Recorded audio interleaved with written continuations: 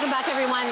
So in Canada, it takes an average of 5 to 10 years to get diagnosed with endometriosis, a painful disease in which endometrial-like tissue grows outside of the uterus. For our next guest, that diagnosis took 24 years. She documented her experience and the experience of so many others like her in a new book, and it's called Bleed, Destroying Myths and Misogyny in Endometriosis Care. We're happy to have journalist and author Tracy Lindemann here in studio with us today. Welcome to The Social, Tracy. Yeah, thank you. Love it. Let's dig right in. I love that you make the clear distinction that this is not a self-help book. You call it an evidence file. Will you dig into that? Tell us what that means. Yeah, so a lot of the books, basically almost all the other books on endometriosis, seem to be about, you just need to do this diet, take these supplements, maybe go to therapy, maybe try this, that, and the other. It really individualizes what is actually really a systemic problem, because the reason it takes us so long to get diagnosed is because of a lot of gaslighting and ignorance in the medical community. Yeah. So you, as we mentioned, it took doctors 24 years to diagnose you, finally, with endometriosis. But before that, can you tell us what a typical doctor's appointment would have been like for you? Yeah, so, well, I started seeing doctors about my painful periods basically as soon as I got it, which is I was 11 when I got my first period. And I learned pretty early on that, like, they just didn't believe me, and I couldn't trust them to believe me, right?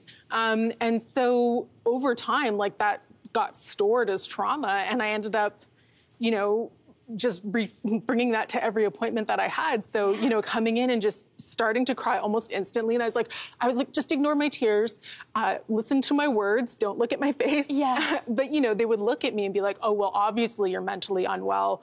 And so maybe you should just try some antidepressants instead. And that you were, like, exaggerating the pain? Like, Yes. oh, she just doesn't know what pain is. And Yeah, exactly. Yeah. So, I mean, so much of this then comes down to medical professionals believing women's experiences of pain, right? You consulted a lot of pain research studies for this book. So what struck you the most from the findings? Yeah, there were quite a lot of studies done. One study that immediately comes to mind was one that was published, I think, in 2016 in the journal called Pain, aptly titled.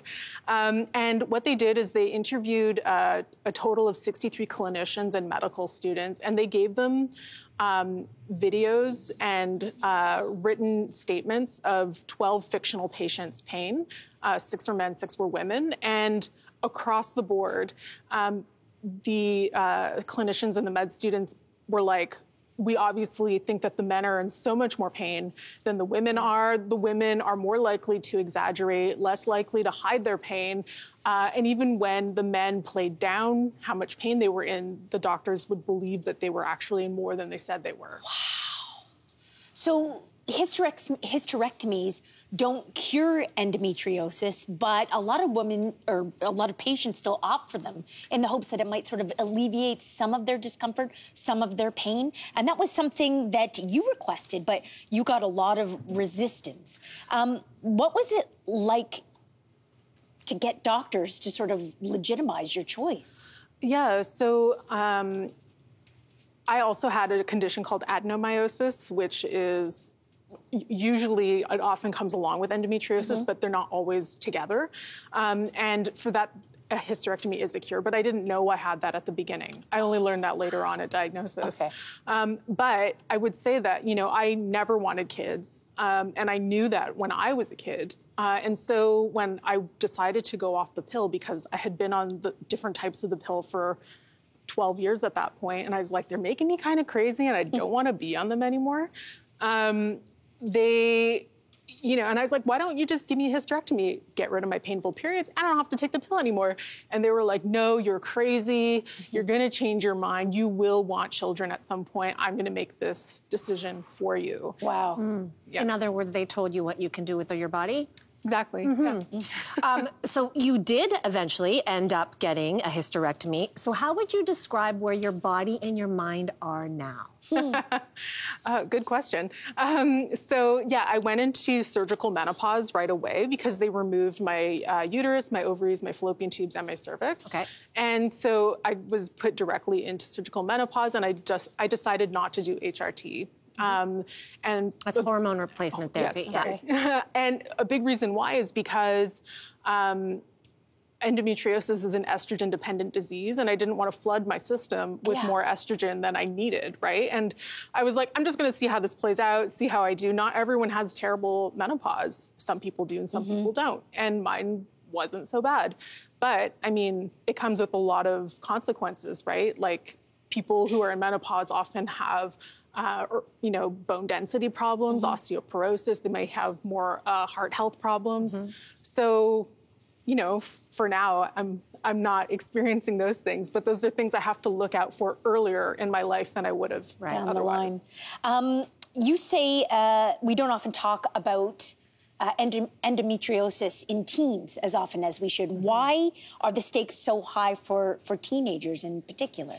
Well, because most people get their periods when they're teens, or even preteens, right? I got mine when I was 11, and people it started now for you then. Yeah, exactly. And some people are getting their periods at 8 and 9 now, and so when you are in as much pain as you are in, when you have endometriosis, typically it is not solved by just Advil or Tylenol over-the-counter stuff. So you end up at the doctor's office, and the average age at diagnosis for endometriosis is 28. And so for me, that was 17 years, and obviously it did take me 24 years total, but if I had met the average, it would have been 17 years. Like, what could I have been doing with my life, if someone had just believed me as a teen, but they think girls just want to get out of school, you're just trying to get a, stay home and watch, The Social. But yeah, so, and I was lucky because I was a really good student. So I was able to still get good grades, even though I missed more than 100 classes in grade 11. Yeah. But not everyone can make up for that deficit. And so then you end up maybe not getting into the college you want to get into. And it has longer term repercussions for you than just what's happening for you right now. So because of that, very quickly, what can change? What needs to change? Yeah, so the number one thing is doctors need to learn that saying I don't know is okay. I would rather you tell me I don't know than make something up and make me take a bunch of different types of medications because you're not willing to admit that you don't know what's going on. Yeah. And that collaboration is really important. Another thing is that if we send people on to specialists sooner, in Canada, we have this rationing of care mentality. But I think that, I probably went to a doctor 300 times before somebody finally looked at this. Tracy, thank you so much for having this important conversation with us. It means a lot. And everyone, Bleed is available now, and to the lucky members of our studio audience, you're going home with your own copy. We'll be right back. Hey there, what did you think? Drop your comments below and join the conversation. And don't forget to like and subscribe so you can find more on everything from food and fashion to pop culture and current events. See you soon.